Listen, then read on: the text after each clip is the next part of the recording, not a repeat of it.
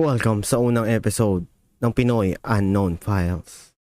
Dito sa episode na ito ay titignan natin ang mga video sa internet na hindi maipaliwanag. At sa pag-usbong ng AI, hindi mo nga talaga malalaman kung ano nga ba ang totoo at ano ang hindi.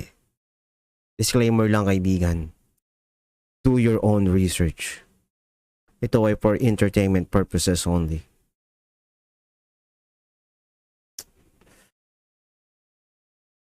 Ang unang video natin ay tungkol sa isang UFO na nakuwanan sa Istanbul, Turkey noong 2008. Tara, panoorin natin. There is a video from 2008. It certainly is one of the best videos we've ever seen close up of what purports to be a UFO. Do you know anything about that one? It's supposed to be from Istanbul, Turkey. There's a video which is called a Comburgus video, which is a close-up of a craft. In fact, so close that you can see the occupants. It is 100% real, and I was there as that was filmed. We were on the beach and filming out over the water. The camera that we were using had a 400 millimeter lens on it and an electronic doubler. So as we pushed on the craft, it got more clear and more clear and more clear, and when we centered on it, those are the shots that became famous. Also, I think the audience would like to know that footage was taken by the Cirrus UFO organization to a university in Istanbul, and their optical physicists went over that with a fine-tooth comb, and it was on all the major. Kung titignan natin yung video, medyo malabo siya at hindi talaga natin ma-determine kung may mga tao o entity na nagpapatakbo ng UFO. Broadcast in Turkey that was the real McCoy. There was no Sa medyo magalaw yung camera niya, pero serious to dahil ipinadala yung video sa University of Turkey, Istanbul. faking. There was no trickery of the camera. It talked about the reflected light off of the craft, which was coming from the full moon, and that the areas where you see the occupants are some kind of a backlighting.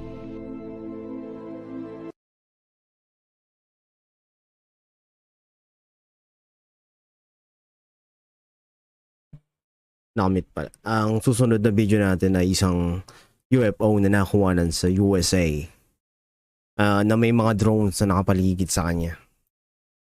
There, triangle. The lights are spinning around it. Wow.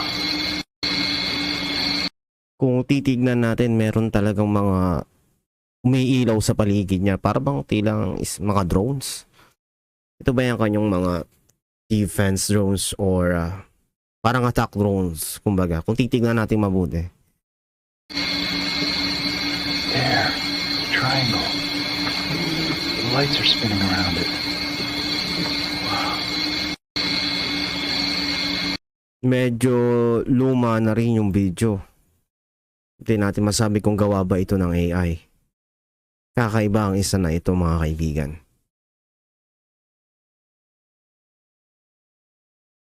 Well, para sa last video natin ngayon, guys, regarding sa may isang ancient technology sa Iraq.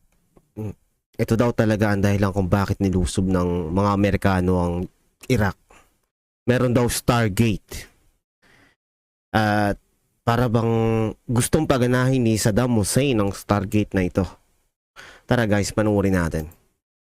The world watched as American forces rolled into Iraq. Officially, it was about weapons of mass destruction, about preventing terrorism, about democracy. But what if that wasn't the whole story? What if buried beneath the ruins of ancient Mesopotamia, beneath the cradle of civilization itself, was something far more dangerous? Dr. Michael Salla was one of the first to suggest that the Iraq War may have had another hidden objective, to gain control over an ancient stargate. The idea seems ripped from science fiction.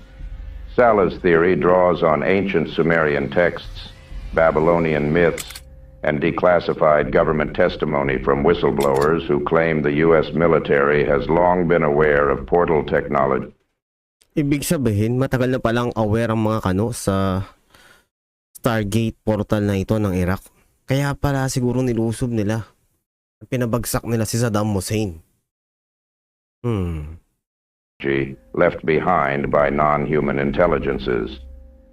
According to these accounts, Iraq was once the domain of the Anunnaki, extraterrestrial beings who either created or heavily influenced early human civilization. The site in question? Uruk, one of the first major cities in human history. Some claim the U.S. invasion targeted the ancient city of Ur, the ziggurat of Ur, and even the museum in Baghdad, which was looted within days of the invasion.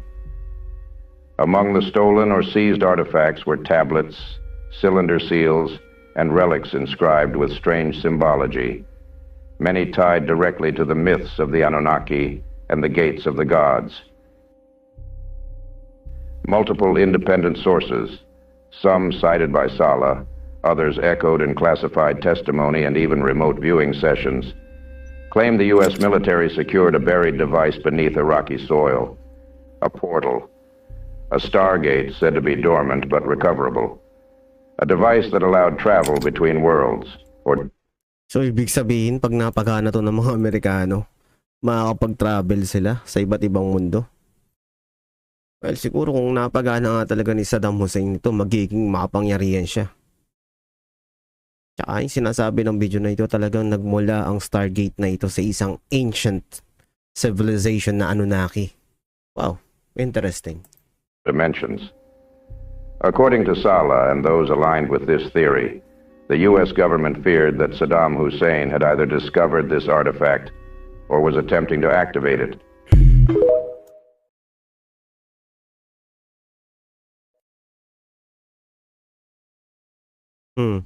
Kung In 2003, the World War... Kung na-activate nga siguro ni Saddam Hussein yun, talagang hindi na siya matatalo ng mga Amerikano.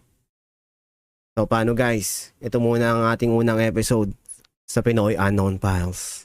Salamat sa inyong panonood. Peace.